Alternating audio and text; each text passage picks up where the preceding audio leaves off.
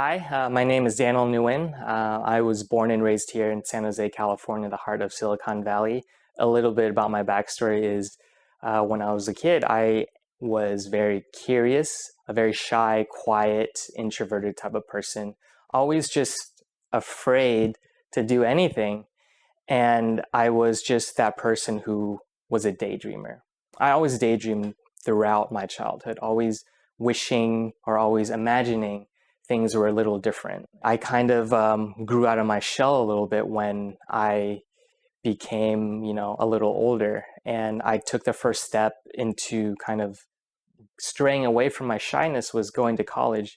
I went to college in Southern California. I studied computer science. Going to college really changed who I was because if I rewinded back, some funny stories that I had was it was really bad, my shyness, because sometimes it was hard for me to even pick up the phone. It was hard for me to go to a McDonald's and go order something at the register. I was having a nervous breakdown. I suffered a lot of social anxiety.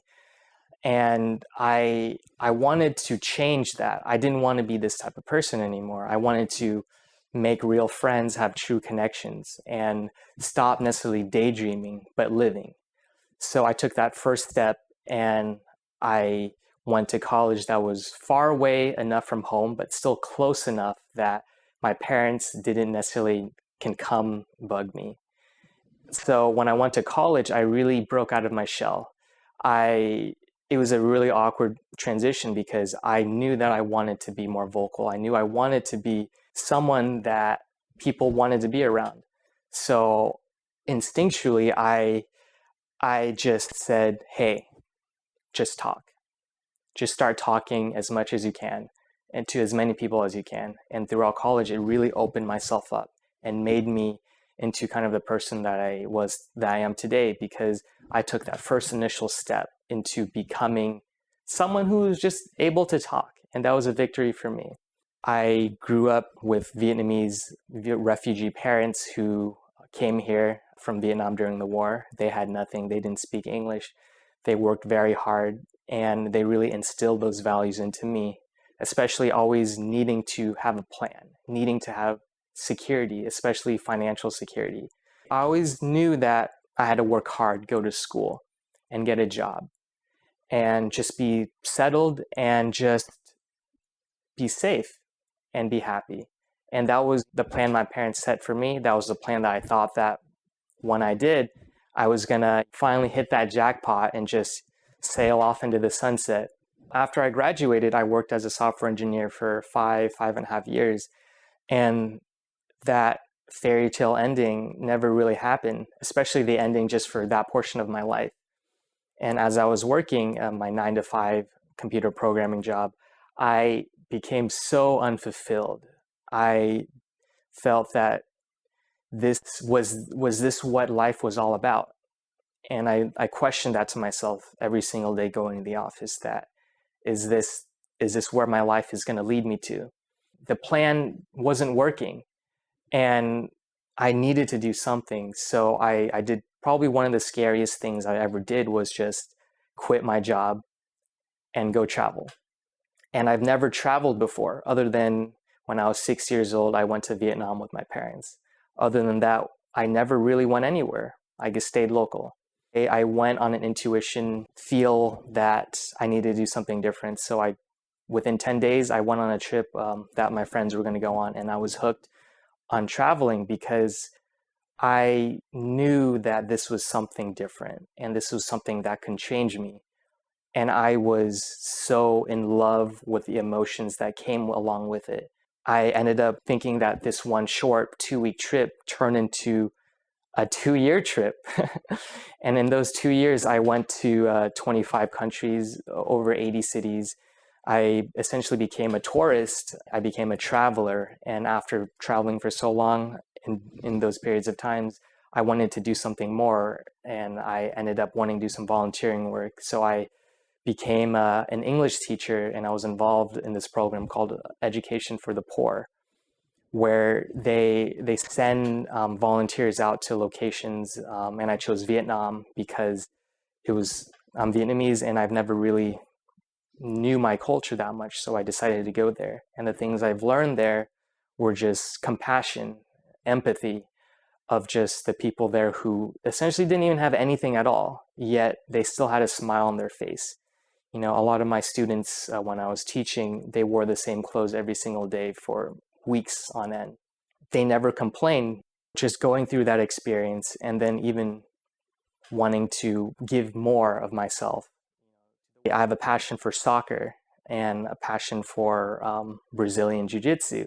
So I decided to go to Brazil because those are the two things that are essentially religion in Brazil. And I wanted to give back. So I became a soccer coach in a favela in Rio de Janeiro for a summer. I never really knew how hard people had it, especially in a favela, especially with no resources. And the poverty was just so immense there. And it gave me such a purpose to want to help. And the things I've learned there was to always want the best for everyone else, even if it's not sometimes the best for myself.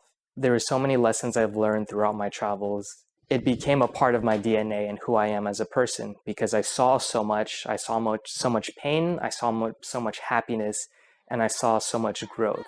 A lot of the traveling that I did were by myself. I wanted to speak more about it because traveling for me is a microcosm of life. Everything happens so quickly. You build relationships with the people that you meet so quickly, yet when you say goodbye, it's so hard. Even though you may have known a person or a group for a day, a week, a month, 3 months, yet it felt like I've known them for years, and having to move on to the next chapter of my life felt like life itself, just more sped up in time. And I've grown so much as a person, and I've learned so much about the world and about who I kind of turned into, that I knew that this is something that I had to do for the rest of my life. I know that I can't travel for the rest of my life, but I know that I can incorporate culture, helping other people, and learning as a part of it. As I came back from, my travels about almost 2 years, I came back because essentially I ran out of money and I had to come back. So when I came back, I was still unsure of what to do. I was so used to going on an adventure. I was so used to being in a dream world. And when the dream ended, I felt incredibly stuck in a way, how I felt before I started. And I thought that was very weird, where I came back with more questions than I had answers, because I felt that I couldn't go back to the thing that I ran away from, which was, going to do a 9 to 5. Yet I don't know how to not to do one. It really made me question that, well, I can't travel forever. So what else do I do? If I don't want to go back to a normal job, what else can I do? I stumbled across the mentoring club, and they really helped me get back on my feet. And I felt that the resources that they've given me and the community that they allowed me to be a part of just essentially helped me get back into the traveling mindset, not necessarily just seeing new places, but just in that mindset of that there's more to life than what I see. So I attribute a lot of my current success and my current mentality and my current mindset to having mentors in my life, because without them, I don't know where I would be. I would probably still be stuck, probably saving up, working for another job, and then just going to travel again. But then I feel like that's a cycle, and I wanted more of a purpose. And I felt that if I can have mentors to develop my passions as well as, my career, and kind of mold them into one, or help them guide me into something that I can truly feel that I can live every day and be very proud of.